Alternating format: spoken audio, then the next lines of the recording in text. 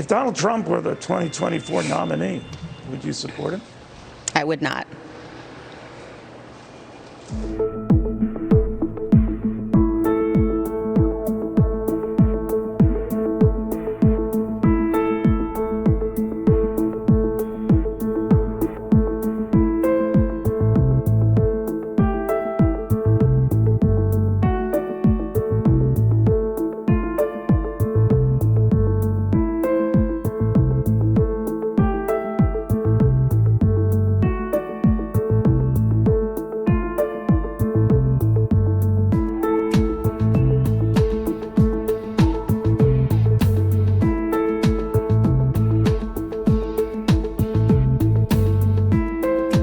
You know, you've always spoken your mind, and then maybe that wins you fans. It can win you critics as well, even in your state, when you took on Donald Trump.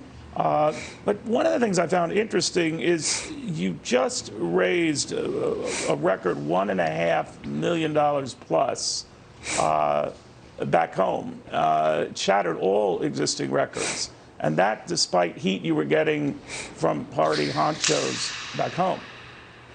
Do you and are you surprised by that?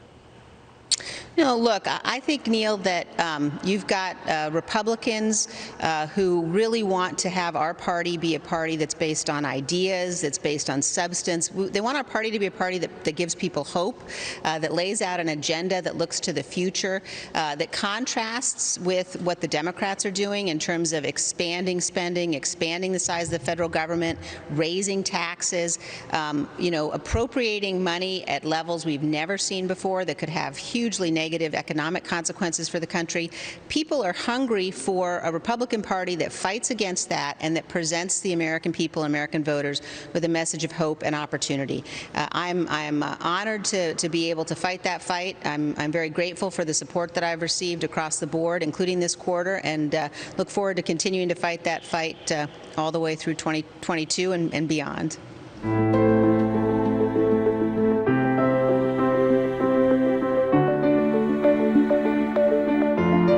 You're not, you're not being affected by being disinvited to a number of big Republican powwows, including the president's a couple of weeks back in Florida.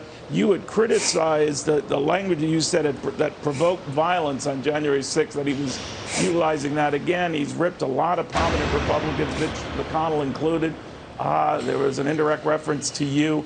How do you reconcile that, balance that, if you're doing the kind of things that are helping you at home and getting a message across, but not invited to any of these big national Republican functions?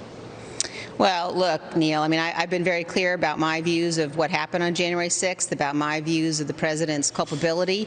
I obviously voted to impeach him. I think that it was the gravest violation of an oath of office by any president in American history. I'm going to continue to make sure people understand that.